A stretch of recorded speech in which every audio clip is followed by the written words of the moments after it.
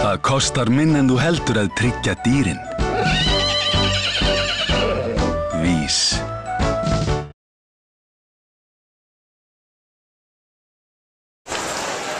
Sæll Hafliði. Nú erum við staddir á landsmóti og þú ert náttúrulega gegnir starfinu sem einvaldur.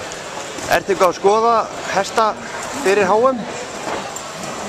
Já, svona, það er náttúrulega verið að fylgjast alltaf með og þá er náttúrulega sérstaklega þegar fólk í tjöldin byrjar en hver veit að hægt væri að nota þá einhverja frábæra hesta úr kynbótagerunum eða gæðingerunum sem ekki tóku þátt í úrtöku en svona almennt er þetta nú maður að fylgja eftir sín megin hrossum og vera bara með á góðu móti þó kallt sé.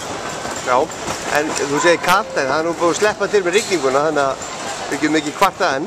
Nei, maður er að klæða sér, það er kallt núna og vindur en vonandi bara batna veðrið og svona myndast betri og skemmtileg stemning, það er kallt að vakna mótana. Já, en hérna núna eru fullu ungmenni og börn eru búin. Sástu eitthvað af þeim hestum? Já, ég sá börn og unglinga í gær og ungmenni eru núna og svo er ég búinn að fylgjast með kynbótabrautinni og þetta lofar mjög góðu, það er náttúrulega feiknilega sterk hrossina, feiknilega. Og eins og maður átti vona á fámennt og góðmennt, það er feiknilega sterk hross og frábæri knappar. Mér fannst sérstaklega í barnaflugum hvað þau voru ótrúlega vel þjálfaði krakkarnir og hrossin þjálfhjáðum. Er þetta bara framför í kennslu og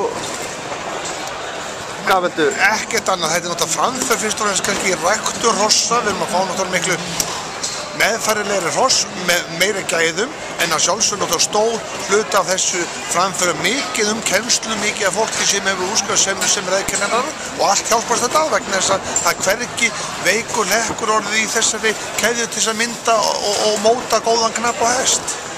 En með svona lokin, hver sigrar tjöldin? Þú sem fyrrum heimsmeistari ert nú með einhverja skoðun á því?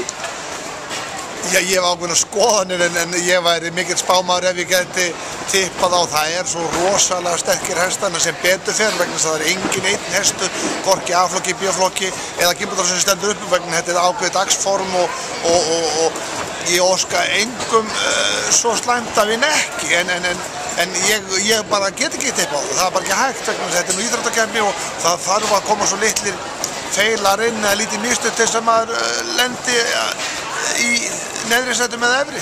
Lítum á það þannig að enginn gerir mistök. Hver vinnur tjöldin? Ég lít náttúrulega á að veðja þann sem hefur mestu reynslu og þá segir Tumi. Sá hestur hefur mestu reynslu og er búinn að fara í gegnum svo mörg mót með frábæra knappa að ég tippa á hann þó aðrir séu gríðarlega sterkir. A-flokkurinn, hann er nú gríðarlega sterkur líka? Já, nú má ég ekki segja meira. Það er ekkert hægt að spá, sko.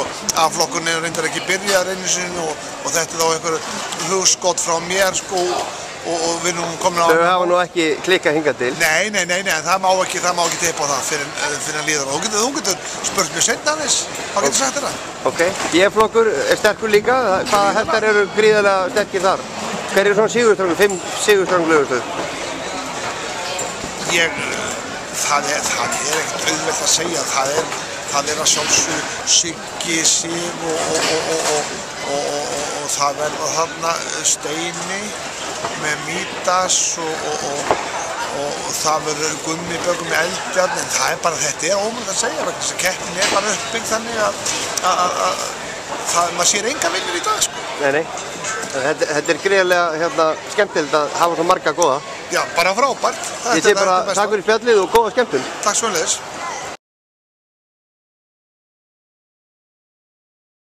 Það kostar minna en þú heldur að tryggja dýrin.